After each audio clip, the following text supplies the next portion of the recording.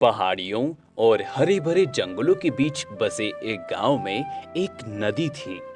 ये नदी बहुत सुंदर थी और यहाँ से हर रोज बहुत से लोग जाते थे, लेकिन ये हर किसी को नहीं दिखती थी। गांव में राजू और अमर नाम के दो बहुत अच्छे दोस्त रहते थे।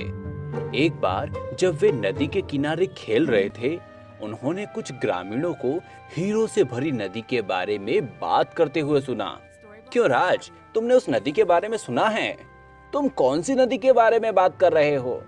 अरे वही हीरो से भरी नदी जो हमारे गांव के पास दिखती है। हाँ, मैंने सुना है उस नदी में हीरे मिलते हैं। क्या ये सच है?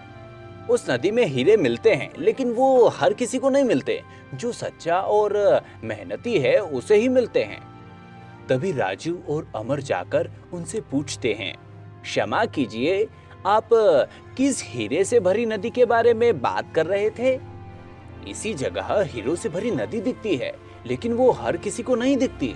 जो भाग्यवान होता है उसे ही दिखती है और उसे ही हीरो को छूने का मौका मिलता है। कौन सी नदी? यहाँ पर तो कोई नदी नहीं है। तभी दोनों पीछे मुड़कर आश्चर्यचकित हो जाते हैं, क्योंकि वहां पर कोई भी नदी नहीं होती।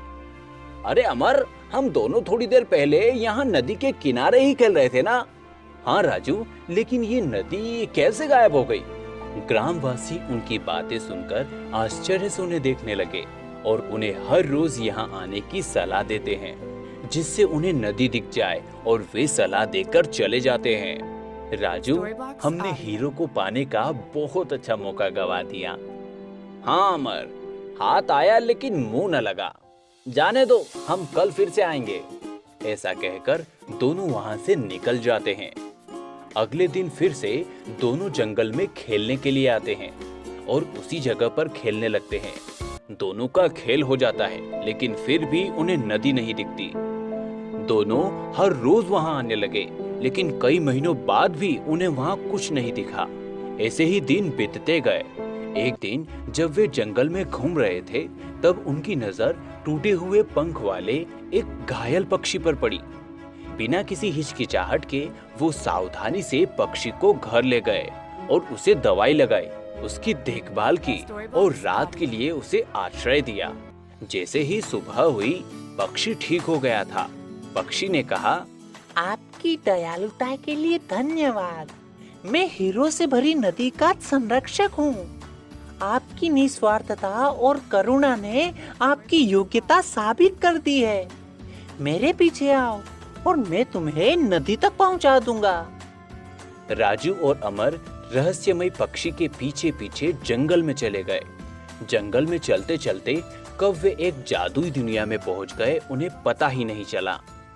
चलते चलते वे एक जगह तक पहुंच गए जहां एक शानदार दृश्य उनका इंतजार कर रहा था। उनकी आंखों के सामने नदी पर चमकदार हीरे जगमगा रहे थे, जिससे सभी दिशाओं में रंगों का इंद्रधनुष दिखाई दे रहा था। पक्षी ने कहा, आप यहाँ से एक हीरा ले सकते हो, लेकिन याद रहे, अगर तुम खुद के पहले दूसरों के बारे में सोचोगे या दूसरों की मदद करोगे, तो ही तुम्हें इससे मदद होगी, नहीं तो तुम्हारा हीरा नकली हीरा बन जाएगा। राजू और अमर ने सावधानी से अपने हीरे चुने और पक्षी को धन्यवाद दिया।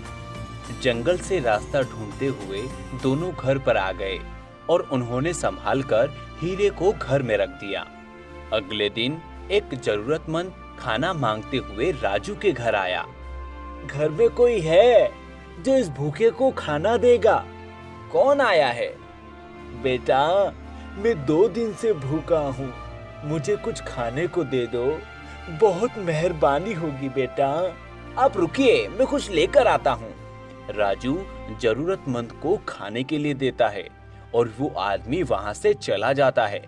अब वो अगले अमर के घर जाता है। तब अमर सो रहा था और वो आदमी कहता है, घर में कोई है जो इस भूखे को खाना देगा? लेकिन नींद में होने के कारण अमर गुस्सा हो जाता है। कौन है जो मेरी नींद खराब करने आया है? बेटा, मैं 2 दिन से भूखा हूँ, मुझे कुछ खाने को दे दो। मेरे पास कुछ नहीं है, जाओ यहाँ से। और वो आदमी चला जाता है। कुछ दिन बाद अचानक अमर की माँ को बुखार आता है। तब उसे पैसों की जरूरत थी, इसलिए वो हीरा लेकर जौहरी के पास जाता है। लेकिन जब वो हीरे को देखता है तो उसे पता चलता है कि वो नकली हीरा है। फिर अमर सारी बात राजू को बताता है और उससे उसका हीरा मांगता है। अमर, तुम कैसी बात कर रहे हो?